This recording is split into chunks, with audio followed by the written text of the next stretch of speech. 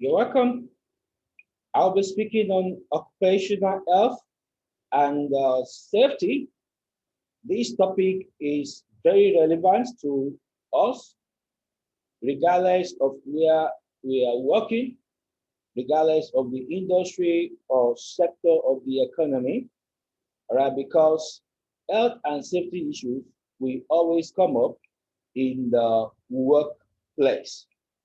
We don't want a situation where people go to work and they end up dead or disabled because of the conditions of work where they are working. Unfortunately, we've had so many casualties all over the world because of occupational health and safety risks. At its first session in 1950, the joint ILO, National Labour Organization, and World Health Organization Committee on Occupational Health defined the purpose of occupational health, and it revised the definition at its 12th session in 1995 to read as follows. What is occupational health? Occupational health should aim at the promotion and maintenance of the highest degree of physical, mental, and social well-being of workers in all occupations. So regardless of where you're working, your physical health, your mental health, and your social health should be preserved in the workplace. The prevention amongst workers of departures from health caused by their working condition. We don't want a situation whereby people will be exposed to hazards that can cause a degradation in their health. The protection of workers in their employment from risks resulting from factors adverse to health, the placing and maintenance of the worker in an occupational environment adapted to his physiological and psychological capabilities. That's talking about ergonomics. So my work should be designed to fit me. And to summarize, the adaptation of work to man and of each man to his job. So I should do a job best fit for me so that I could feel fulfilled performing my daily task. What is health? It is the state of complete well-being of a person. Not merely the absence of diseases or illness, but a state of physical, social, and mental well-being of a person. Somebody may not be sick, but it's not well. It's not sick, it's not healed, but the person may not be okay. Maybe because of an abusive relationship, an abusive boss, a hostile workplace environment.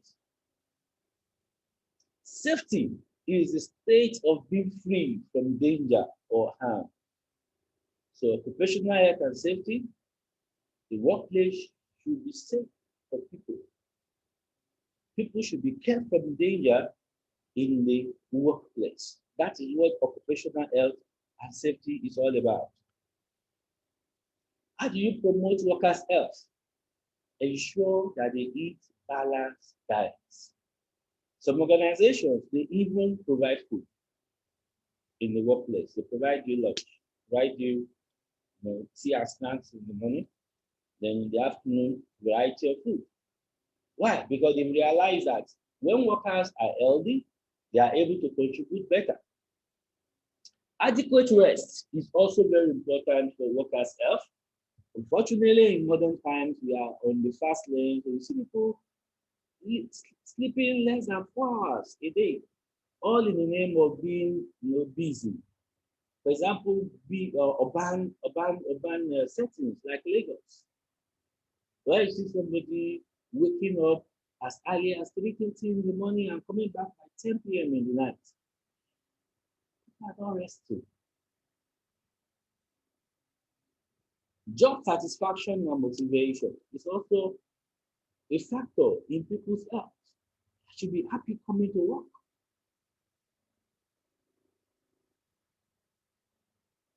People, why do you have TGIF? Thank God it's Friday. It's because people don't like what they are doing. They like what they are doing, you don't want to stop. Then when it is Sunday evening, people become moody again. Oh, I'm going back to work. So that motivation needs to be created by management of the workplace. Understanding cooperation. Relationships are very important in the workplace. So you don't want people being toxic, people shouting down other people. I just read this morning about a hazing that happened in France. A guy that just joined the Air Force and they carried him into a truck. Then banned him. Then they started, they flew a fighter jet over him and started dropping bombs all around him for 20 minutes. Now, that's terrible. That's terrible.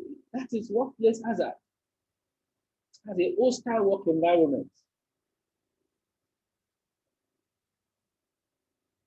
Personal hygiene is also very important. Washing of hands, like we've seen during the COVID and post-COVID, washing of hands are very important.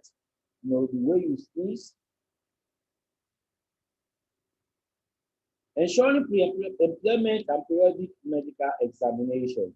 So all these will actually help to promote workers' health in the workplace. And by that, you have a more productive working force. Improvement of working conditions and operations in the workplace. You need to have satisfactory design of the workplace. No clustering. People are free to move about. All right, free flow of air, and so on. Provision of lighting, ventilation, low noise. Provision of safety equipment like PPE, then adequate sanitary conditions. All these will improve working conditions for the employees in the workplace. How should we have occupational health and safety? For workers, you have, minimal sickness reports. You have a healthy workforce. The workplace becomes safe, and you have minimal accident reports. For the business itself, you will see increased efficiency. There will be lower wastages. People will be more productive. Then, of course, we will make money on the long run.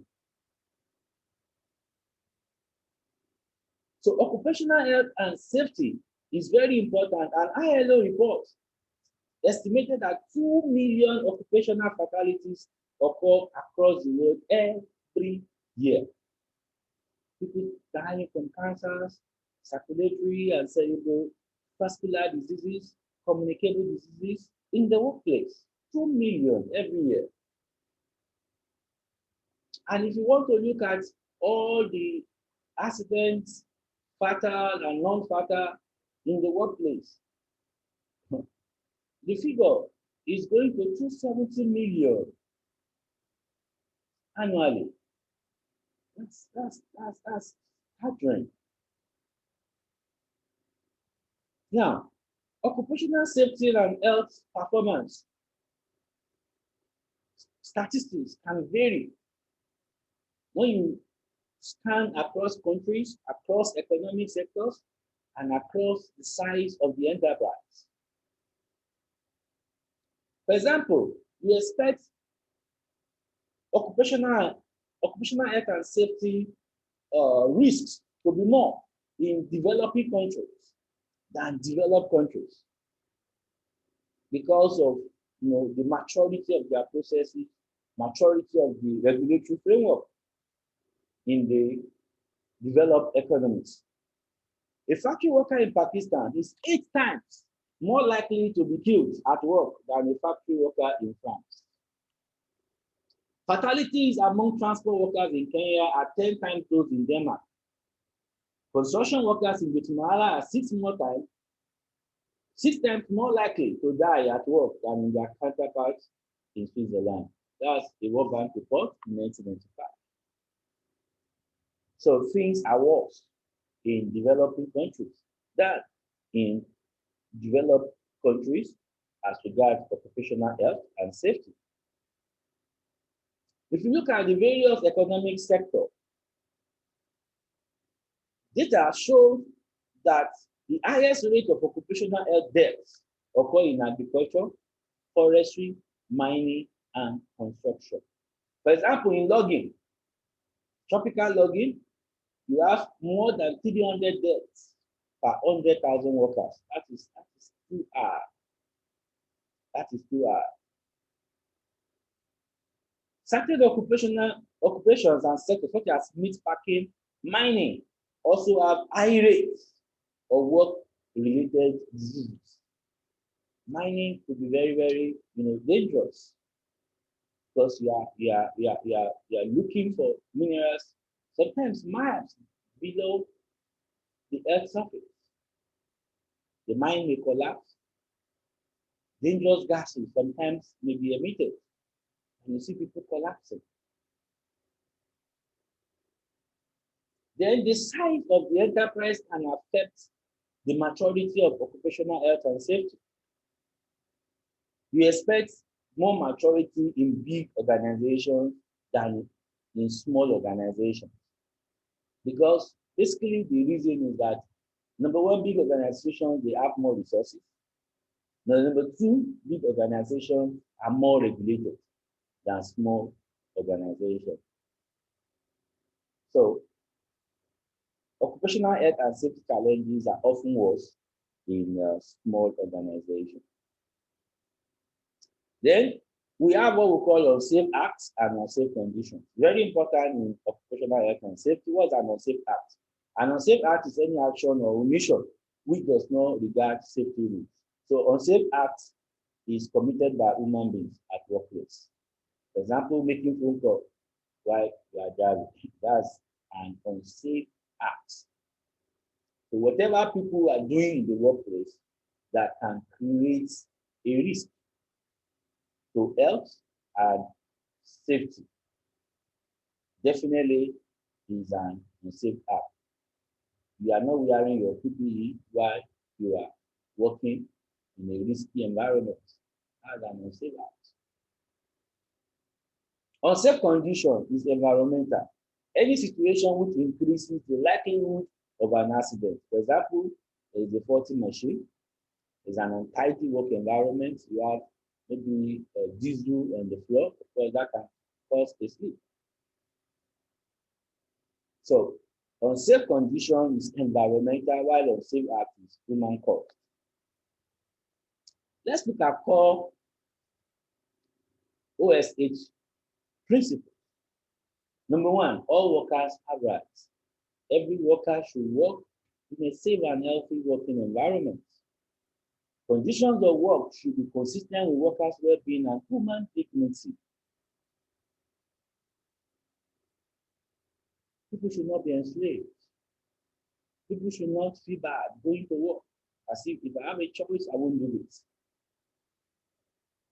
Work should offer real possibility for personal achievement, self-fulfillment, and service to society. That is National Labour Organizational Report in 1984.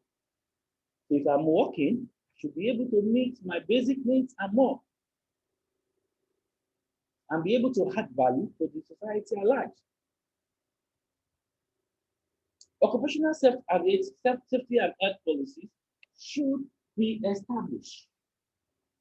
They should be communicated to everybody concerned, and they should be implemented both at national and at business level. So the occupational safety and health policies are used to communicate to the stakeholders about the philosophy of management as regards occupational health and safety. There should be a national system for occupational safety and health in every country. A lot of time, you have all these occupational health and safety challenges because we don't have national regulations and supervision and monitoring. Because on the short run, occupational health and safety will increase costs for an organization. But in the long run, we are talking about human life and safety, which is priceless. But a lot of time, if people are not forced, if people are not conditioned, they will not do it. So we need governments to put their feet down and say, this is the standard you must comply with. Social partners and other stakeholders must be consulted. We must carry everybody along. So there must be health awareness, safety awareness, training, education, policy, formulation, implementation. So everybody, employers, workers, even customers and vendors must be carried along in occupational health and safety issues. Occupational safety and health programs and policies must aim at both prevention and protection. In fact, the first concern in occupational health and safety is prevention. As much as possible, work to prevent the risk from manifesting. Then, you also have a response system. If your preventive system fails, then you now have a response system to respond and contain the risk. Continuous improvement of occupational safety and health must be promoted. That is very important. It's not enough to set up, a health and safety management system. We need to continually monitor it, continually review it, audit it, so that we'll be able to know where gaps are, and we are able to close those gaps so that there could be continuous improvement in the system. Information is vital for the development and implementation of effective programs and policies. Life is all about information. What I know. So people should have information. What are the likely risks? What are the hazards? What are the likelihoods of those risks manifesting? What are the exposures? What do we stand to lose? What have we lost? How many accidents have we had in the last 6 months? How many near misses have we had in the last 6 months? How many training have we had? We need all those statistics. There is, a subcourse on health and safety statistics on its own, because that is what you will need to make decisions. For you to be able to know whether you are on course or not. I've talked about continuous improvement of the occupational health and safety management system. The only way you can improve the system is if you have information about where you are lacking. So information is very important. Health promotion is a central element of occupational health practice. So efforts must be made continuously to enhance workers' physical, mental, and social well-being. There are some companies, they will make arrangements for gym early in the morning. If you can come early, okay, they have a gym in the office environment or maybe close to the office, so you can go and have some exercises even before you start work. Rejuvenate your brain so you are sharp for the day's work. Compensation, rehabilitation, and curative services must be made available to workers who suffer occupational injuries, accidents, and work-related diseases. This is one area where the third world is still having challenges. So you have somebody, at a life-threatening injury at work, and maybe they will just give you 50,000 naira and that's all. It shouldn't be. So if somebody has an injury in the workplace, there should be health insurance to ensure that that person will be taken care of maximally. And it's part of what motivates people to work. Because people know that if anything happens to them, the company or the business will take care of them and their family. Education and training are vital components of safety, healthy working environments. I'm talking about that. We need to place emphasis on training and certifications of workers and even the workplace itself. Workers, employers, and competent authorities have certain responsibilities, duties, and obligations. So the owners of the business have responsibilities, the management of the business have responsibilities, the workers themselves, they also have responsibilities. Every worker, once you are in the workplace, you must follow established safety procedures.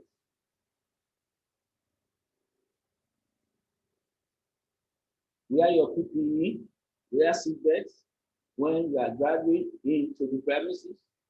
So all those safety procedures must be adhered to. All the railings when you're on a staircase, and so on. Employers must provide safe workplace and ensure access to first aid. And competent authorities must devise, communicate, and periodically review and update the occupational safety and health policies. So everybody, governments, business managers, workers, everybody have their role to play. Then importantly, policies must be enforced. There are many policies all over the place, many acts of parliament, but where is the enforcement? So there must be enforcement of occupational health and safety policies for everybody to fall in line. Like I've said, most of the time, businesses will ignore occupational health and safety unless they are conditioned by law. Workers' rights. Everyone has the right to work, to free choice of employment, to just and favorable conditions of work, according to the United Nations Universal Declaration of Human Rights, 1948. Everyone has the right to work, to free choice of employment, to just and favorable conditions of work. Because I have applied to come and work in your business, does not make me a slave. Does not make me a subhuman. So you don't dehumanize people in the workplace.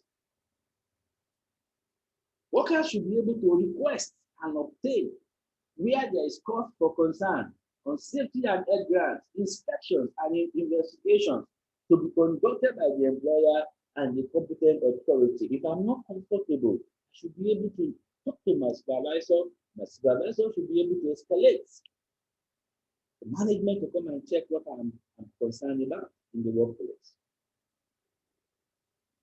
Workers should be able to know about workplace hazards that may affect their health or safety. If you are drafting me to the department, I should be able to know the hazards in that department so that I will know how to protect myself and make requests. There was a place, a company I went to some time ago, and they were telling me about the department in that company. In Yoruba, they call that department Ileku. Ileku means house of death in Yoruba. House of death.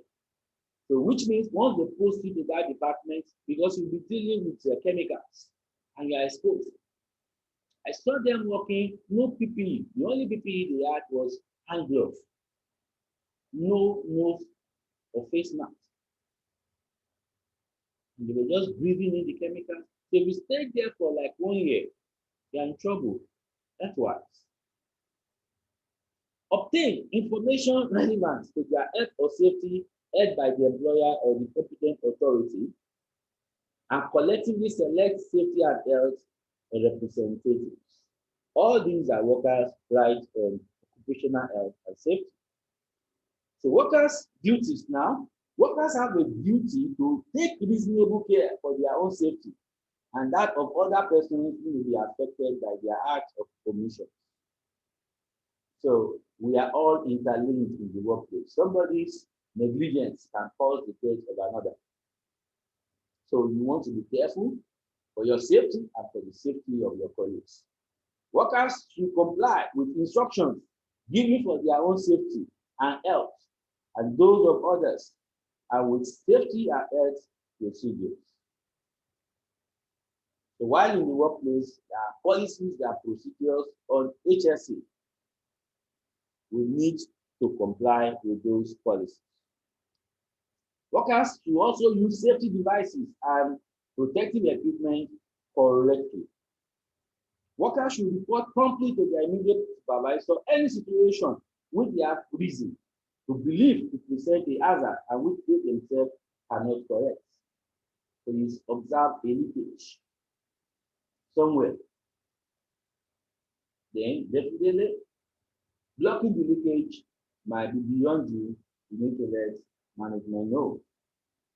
Report any accident or injury to health which arises in the course or in connection with work. Like I said, you need information to update your occupational health and safety management system.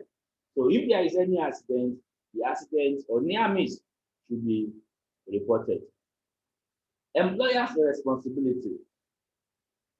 Since people are working in your workplace, they are immediately they get into your environment, they automatically become your responsibility. So management needs to do everything possible to prevent and protect workers from occupational risk. Training is very important for people. So the employers must work towards training their employees on occupational health and safety risks. Then they should also be able to provide first aid facilities so that before you move people to the hospital, at least you can stabilize them. Then, as we have said earlier, if people have work-related injuries and diseases, they should be compensated by the employers. The employers should provide and maintain workplaces, machinery, and equipment, and use work methods which are safe and without risk to health, as is reasonably practicable. So you need to look at the kind of equipment that people are using, kind of machinery, the kind of environment where they are working, level of noise, and so on.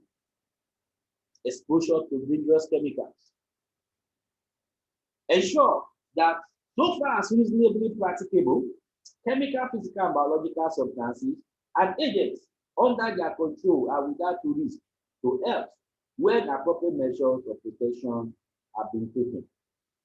Give the necessary instructions and training to managers and staff, taking account of the functions and capacity of different categories of workers. Employers should provide adequate supervision of work practices, and of the application and use of occupational safety and health measures. A lot of times, fatalities, accidents in the workplace is because people don't know what to do. So there must be adequate supervision. I just watched a video this morning about one in South Africa, an armored car carrying cash that was attacked. So you have a driver and a security man behind him who is supposed to be the one carrying the gun for protection. But incidentally, they came under attack. And I was watching that video. All right, it is the driver was more mature and he was able to handle the situation. And you can see the security man carrying the weapons for defense, completely jittery, not really knowing what to do. But the more mature officer called back for him. He took charge of the situation. That's what we are talking about. So if you have too many inexperienced people or rookies without supervision, you are looking for trouble in the workplace. Institute organizational arrangements regarding occupational safety and health adapted to the size of the undertaking and nature of its activities, provide adequate personal protective equipment, clothing, and equipment without cost to the worker. I shouldn't be buying my PPE, but it happens in many organizations. But it's wrong. So people should come to work and pick up their PPE that have been provided by the employers. Ensure that work organization, particularly with respect to hours of work and rest breaks, does not adversely affect the safety and health of workers. Don't work people to death. I think I read a report some time ago like that about a country where people, the work hours were too long. People were collapsing, people were dying. Take all reasonable and practicable measures to eliminate excessive physical and mental fatigue. Provide, where necessary, for measures to deal with emergencies and accidents, including adequate first aid arrangements. Undertake studies and research or otherwise keep abreast of the scientific and technical knowledge necessary to comply with the obligations listed above.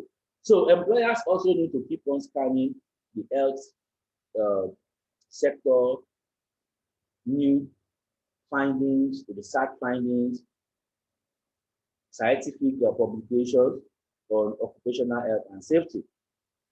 Cooperate with other employers in improving occupational safety and health. So work with other employers, especially in your sector, to be able to keep your workers safe. Government duties are government are the people, they are the components in the structure that actually determine the policy. So they are the ones that pass the laws. So we need them to be able to pass laws and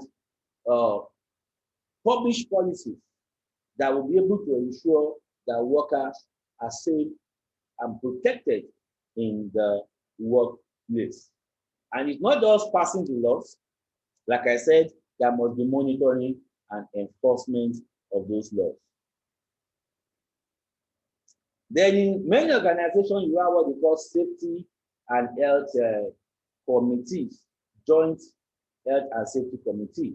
So you can have representative of management, representative of workers coming together to make decisions and review issues on occupational health and safety.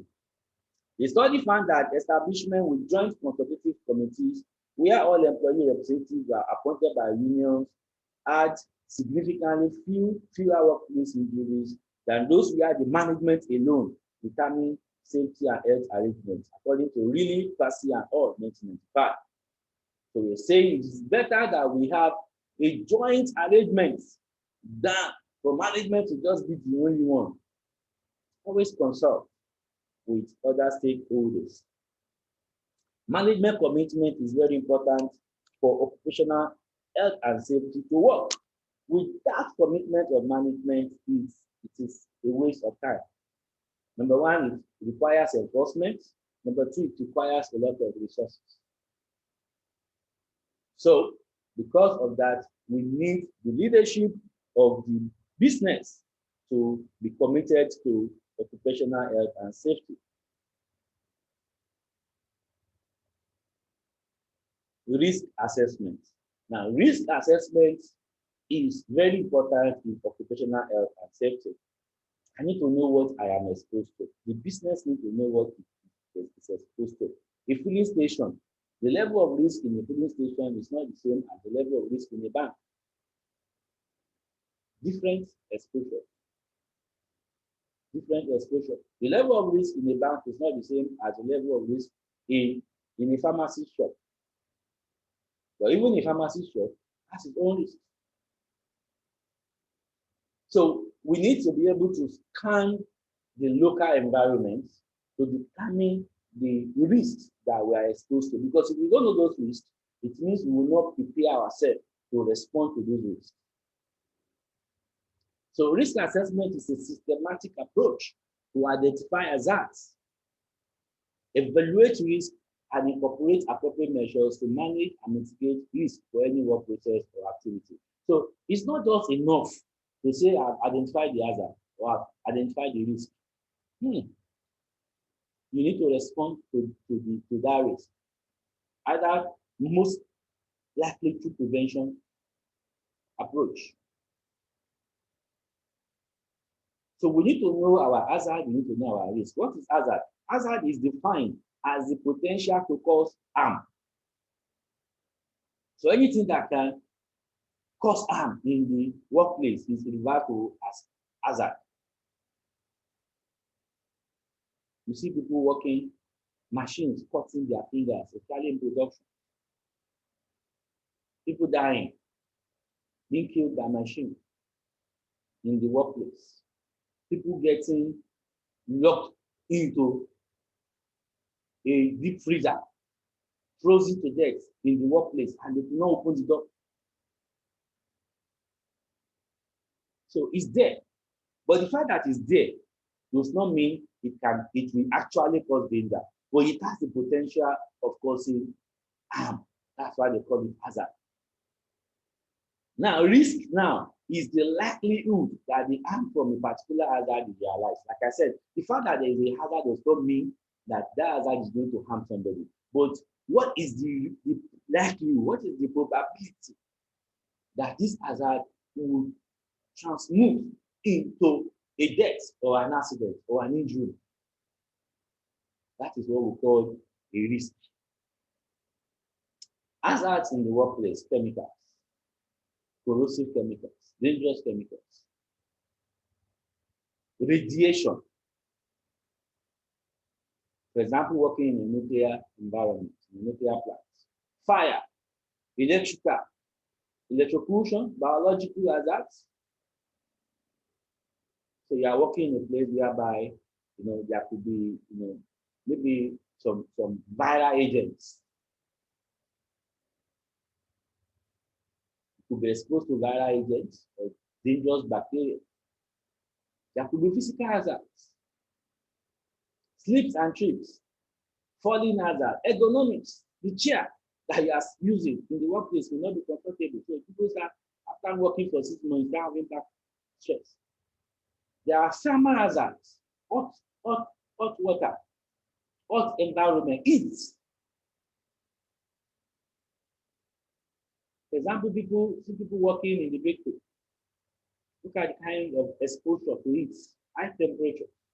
Psychological hazards, hostile, noise, high level of noise.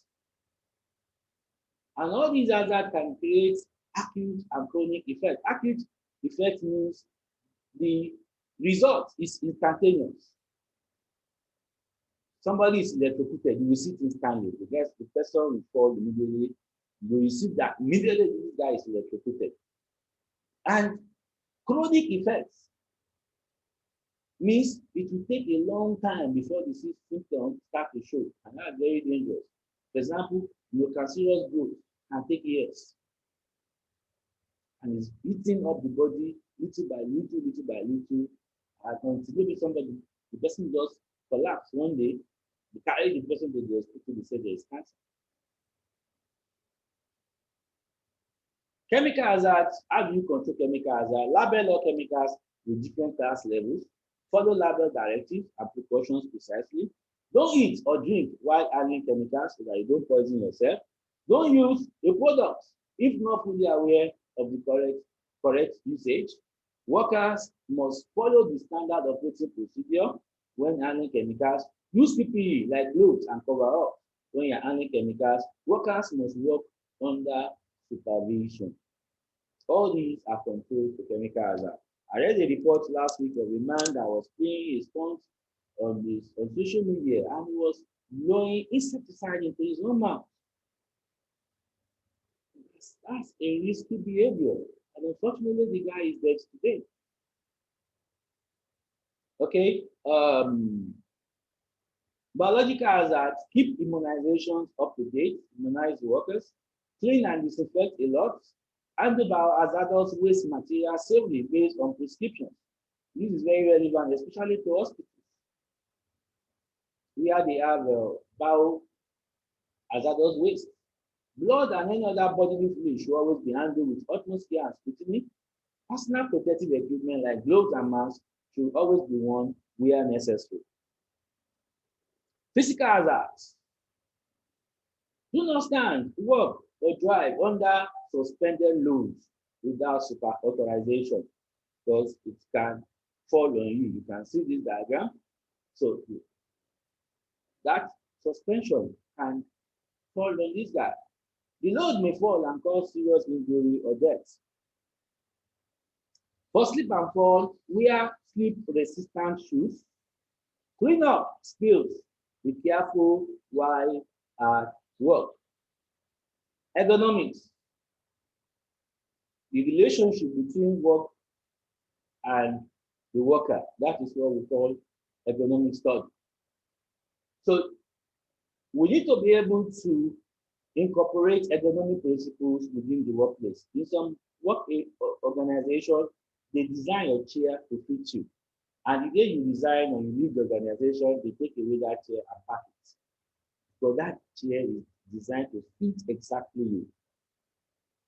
So we need to be able to design the workplace to fit the physical and psychological makeup of workers. Then people should have enough breaks so that they will be able to rest mentally and physically. Psychological hazard. So people get to work and they are traumatized at work. You need to have a policy on that. Bullying at work, these are the consequences. People should have access to information. There should be health and safety improvement plan. There should be program for risk assessment.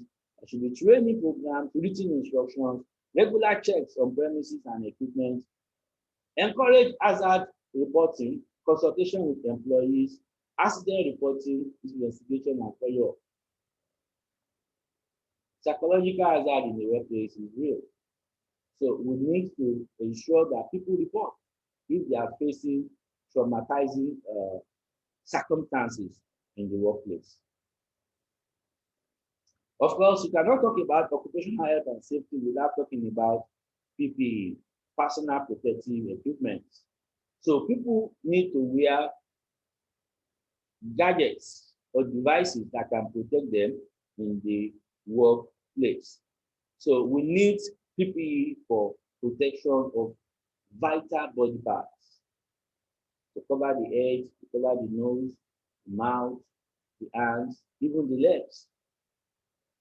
So all this protection, is all these protection devices or gadgets are very important in the workplace. What do you consider when you are using a PPE or choosing PPE? You need to know the exact hazards. What type of PPE should be used to respond to that hazard? How do you maintain the PPE? How do you use the PPE? How do you store the PPE? So all these should be considered. Talk about risk assessment. We need to know what the hazard is. Then we look at the likelihood of that hazard actually manifesting, whether it is low, whether it is medium, whether it is very high.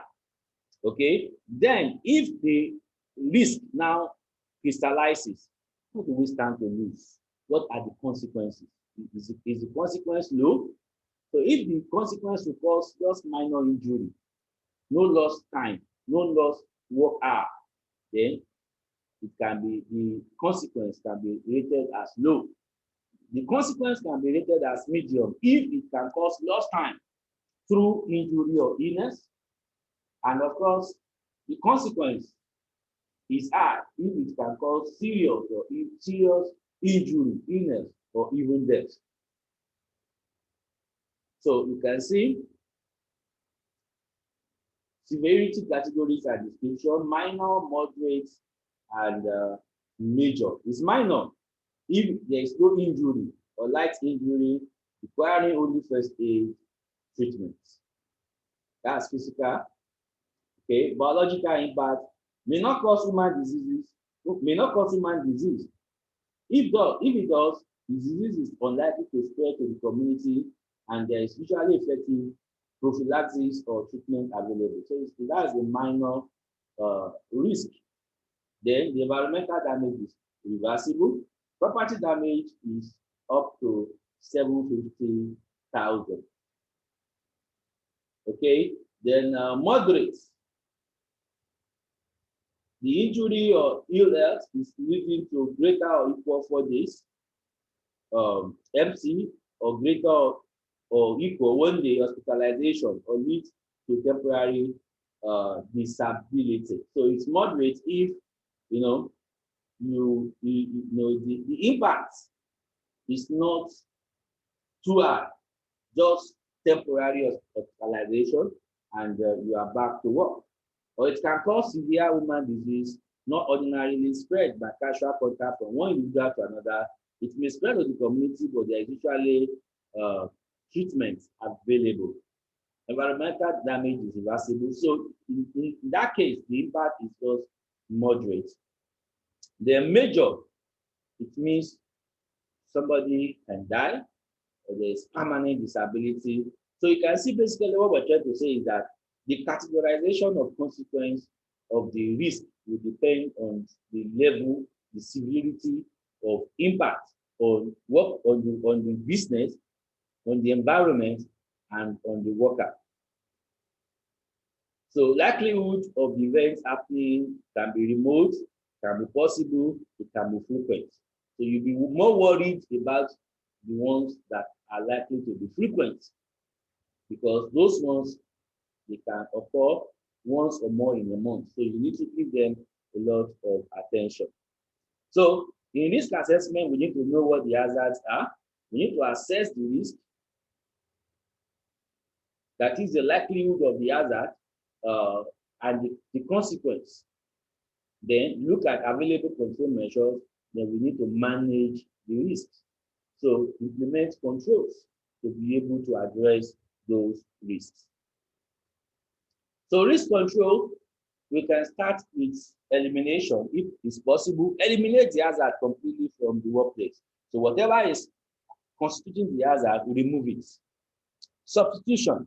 Substituting a hazardous substance or process with a less hazardous one. Then you can use engineering controls. You can install machine guarding or enclosing a noisy machine so that the noise level is reduced. Okay, I think I did that recently. I want a generator while doing a program, and the generator was too close to me. So what did I do? I just stood up and moved the generator farther away so that the noise will have less impact. Okay, so we can use engineering control to actually cut off a hazard. You can use administrative control. So applying permit to work system or lockout, tag procedures. You can use PPE, personal protective equipment, to also protect your people. So you can see the diagram hierarchy of control. So starting from the most preferred to the least preferred. Possible, remove the hazard. Possible, replace the hazard. Use engineering technology to isolate the people from the hazard. Then use administrative controls, change the way people work. Then finally, if there is no other option, we use PPE, protect the worker with personal protective equipment. So when you are doing a health risk assessment, you need to identify the job. You need to assess the health risk in the job. You need to look at controls you will use to bring the risk to a level that is as low as reasonable possible. You need to assign recovery measures. You need to create awareness so that workers will be trained and informed of health risk assessment issues and controls. Then occupational exposure limits.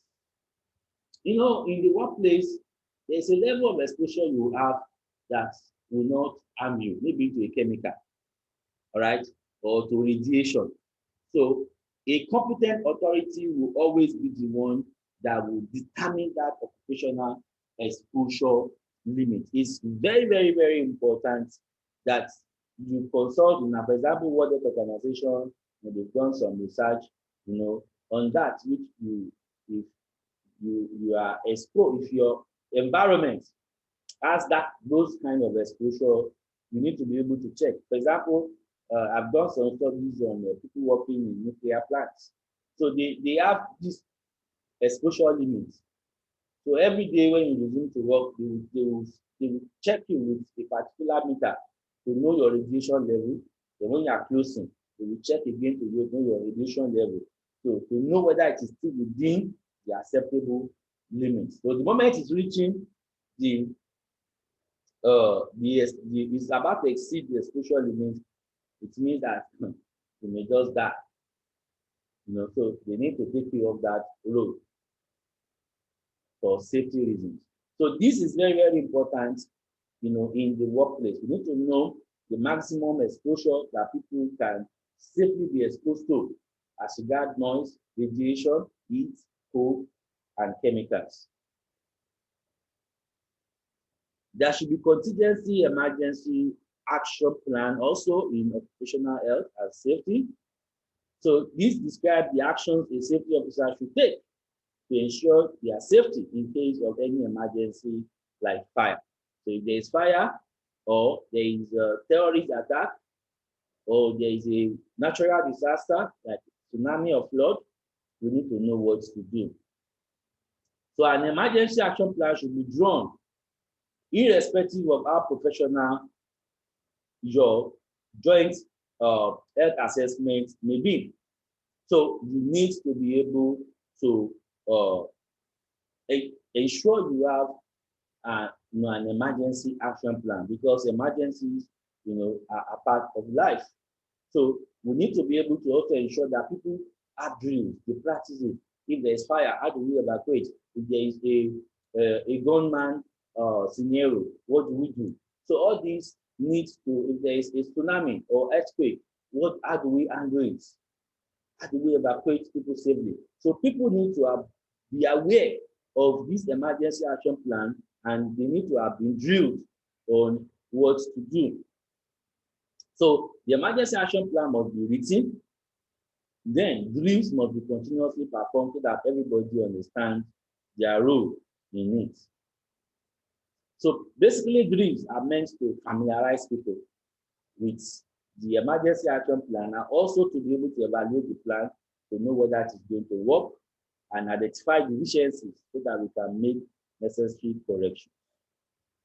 So what do you plan against security issues like hostages, robberies, hazardous materials incidents, fire, flood, earthquake, building or equipment collapse? So all emergency action plans must have procedures for reporting the emergency, procedures for emergency evacuation, including the type of evacuation and exit route assignments. Procedures to be followed by employees who must remain behind to operate critical plants, facility equipment, and operations before they evacuate must also be included. So in your emergency action planning process, you need to address preferred procedures for reporting emergency. Should you dial a number? Should you use manual fire alarm? You need to determine that. Description of the alarm system to be used to notify employee. How do we notify? Do we have a central speaker, or we are going to send, a text message, a mass to all the employees? We need to determine that also. So security management is also very important. We talk about occupational health and safety. So the safety aspect is also very important to protect human and material assets, to eradicate bad and negative influences among the workers, to control internal and external crimes, to ensure operational efficiency in production, to ensure that the company remains in business. Element of security threats: unprotected doors and windows. So when doors don't have fence, the fence is not secure. Unsafe banking habits. So people, everybody around know when you go to bank every day with cash. That's very risky. Inattention to developments around you, things are evolving and you are not even aware. So you need to be able to have connections to the police, to even sometimes uh, the secret police, so that you are able to get information on security reports. Overgrown tree, branches, over fences. So somebody can climb the tree and jump into your compound. Unusual or no caller, unguarded or invited visitors, turning your office into a money transaction outfit, inadequate fencing. All these are elements that you may have a physical threat later.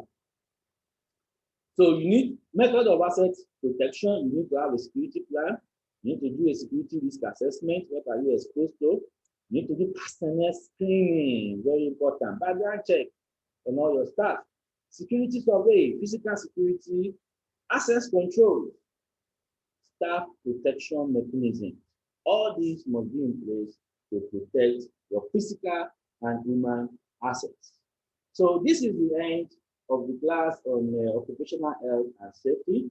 My name is Akinwale Akelia once again. Thank you for your time.